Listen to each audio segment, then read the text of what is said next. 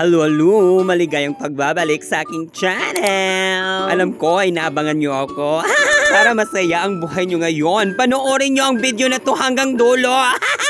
For today's video ay andito po kami sa jowa ng aming barkada na si Jassy Biling. At kasama ko po ang aking white lady na friend na si Pipoy. Di nyo po siya makikita kasi siya yung nag-video sa amin ngayon. At pinagplanuhan po namin na magti-trip to Campo Bacuag, Surigao del Norte po kami. Pero bago ang lahat, mamalengke for breakfast po kami sa Tabo dito sa Campo Bacuag. Kasi napagplanuhan po namin magbarkada na mamutong mamaya. Kaya mamalengke muna kami sa Tabo para busog-lusog.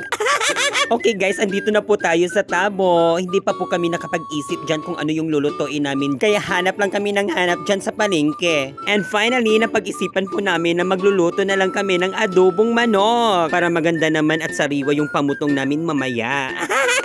Kaya iniisa-isa na namin binili yung mga ingredients sa pagluluto ng adobong manok. Ang gwapo naman ni Kuya magtinda. Ako na lang yung bugain mo, Kuya. Ang sarap naman mamalingki kung ganyan yung mga tindero. Nag-uyag na sab kabayot. So now, as you can see, binayaran na po namin yung manok na binili namin. At huminto muna kami dito sa tindahan para bumili ng gatas. Para masarap ang kinalabasan ng aming lamaw mamaya. At pagkatapos niyan ay tumakas na kami at hindi namin binayaran yung gatas.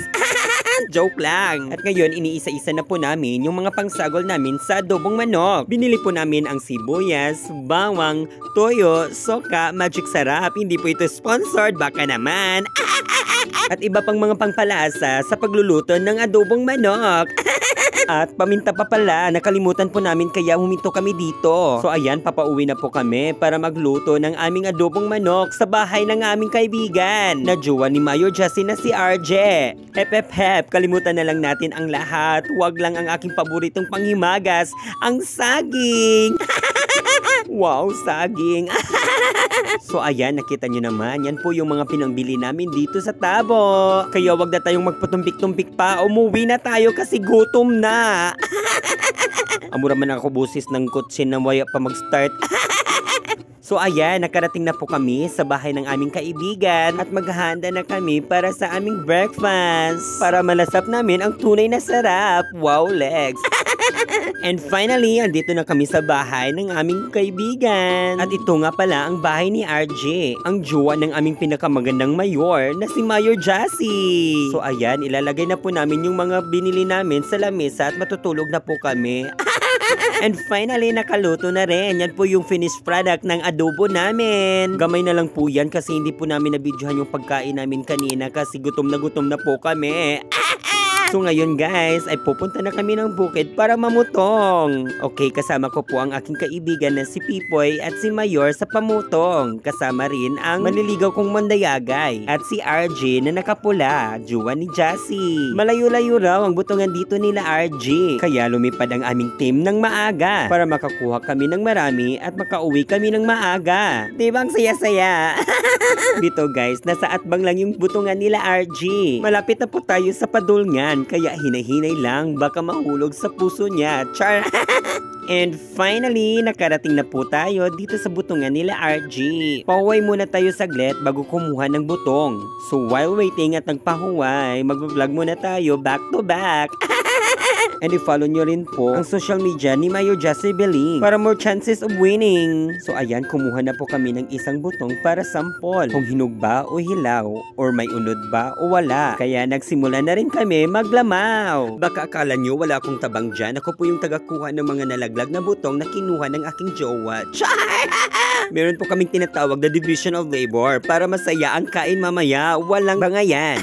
Si Mayor Jassy Biling ang taga-kuskus at si Pipoy naman ang naglalagay sa mga unod ng mga butong sa lagayan. So ayan, umakit na naman ang soon-to-be jowa ko. At kinuha ko na yung second batch na mga butong para tuloy-tuloy lang ang aming paglalamaw at mabilis kami matapos. Kaya hintay-hintay lang kayo, makakain din tayo. So ayan, dahil nasa itaas ang jowa ko, ako na yung bumuak sa mga sample. Marunong din naman ako bumuak. Di katulad ng iba, hindi marunong bumuak. Kain lang ang talent. Char! So ayan, kinuha na po namin yung coconut water para pangsabaw sa aming lamaw. So ayan, iyan po yung aming nalikom na mga butong. Diba? Oh, diba? Pak. Oh. Pero parang ang gamay lang ito. Parang hindi ito igo sa amin. Char!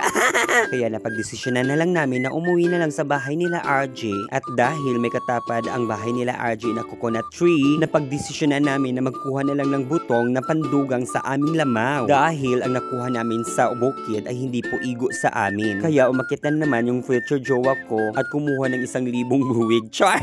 Dito, kumuha siya ng 1 buwig na butong para pangdugang sa aming lamaw. Mag-ingat ka dyan, babe! At ayan, nagpatuloy kami sa aming pagkoskos dahil mamaya kain na!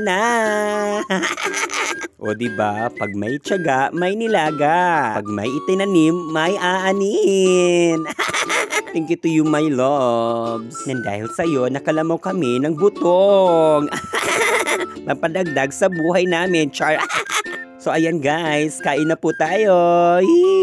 Pak! And finally, dito lang po tayo taman guys. See you to my next vlog. Don't forget to follow, share, react to my video, and comment down below. Para happy lang walang ending. Bye!